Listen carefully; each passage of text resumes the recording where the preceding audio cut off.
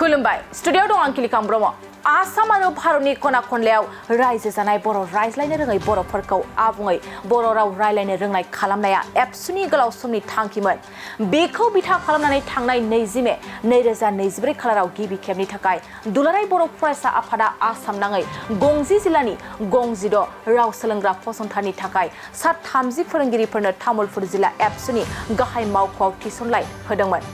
बेबादिनो सनितपुर जिल्लानि रायजोफोराबो मिरु एबसुनि थांखिखौ बरायनानै जिल्लानि सिङाव थानाय बर' रायज्लायनो रोङै बर'फोरखौ बर' राव फोरोंनो थाखाय मोननै मिरु बिदोंमोन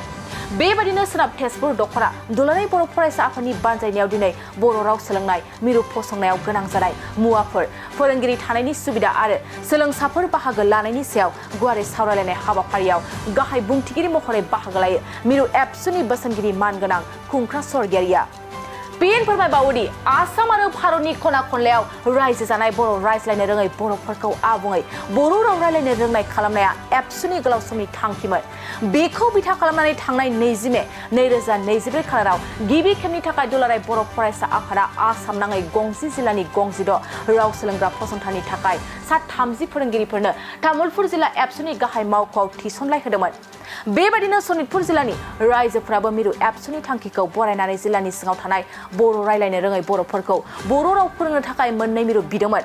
बेबादिनो सोनाब तेजपुर दखरा दुलाराय बर' फरायसा आफादनि बानजायनायाव दिनै बर' राव सोलोंनाय मिरु फसंनायाव गोनां जानाय मुवाफोर फोरोंगिरि थानायनि सुबिदा आरो सोलोंसाफोर बाहागो लानायनि सायाव गुवारै सावरायलायनाय हाबाफारियाव गाहाय बुंथिगिरि महरै बाहागो लायो मिरु एबसुनि बोसोनगिरि मानगोनां खुंख्रा स्वर्गियारिया मोनसे गोजोनथाव खौरां बिए सेथि सेमिस्टारनि थाखाय गसाइगावनि जारागुरि गबिन्द बसुमतारी कलेजाव मुं थिसननाय हाबाफारिया सोलिगासिनो दं गिबि 100 फरायसाफोरनि थाखाय स्पेशेल अफार आरो गुबुन गुबुन रोखोमनि बेसेन नाङै क्लासनि सुबिदा होनानै मुं थिसननाय हाबाफारिया सोलिगासिनो दं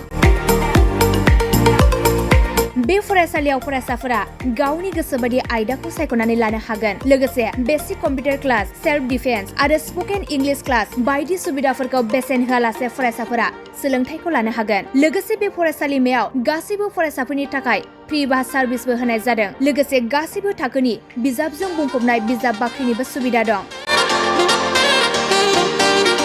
आरो बे खेबनिफ्राय एग्जाम सेन्टार हिसाबै फरायसाफोरा गावनिनो आंगो गबिन्द बसुमतारी फरायसालिमायावनो आनजाद होनो हागोन बिनिखायनो गासैबो जौसिन फरायसालिनिफ्राय उथ्रिसारनाय फरायसाफोरखौ गबिन्द बसुमतारी फरायसालिमायाव खम बेसेनावनो एडमिसन लानानै गोबां सुबिदाफोरनि खाबु लानो हागोन बांसिनै मिन्थिनो थाखाय 9101 784754 70022 71929 970 6680878 नम्बराव नोंथांमोना खौरां लानो हागोन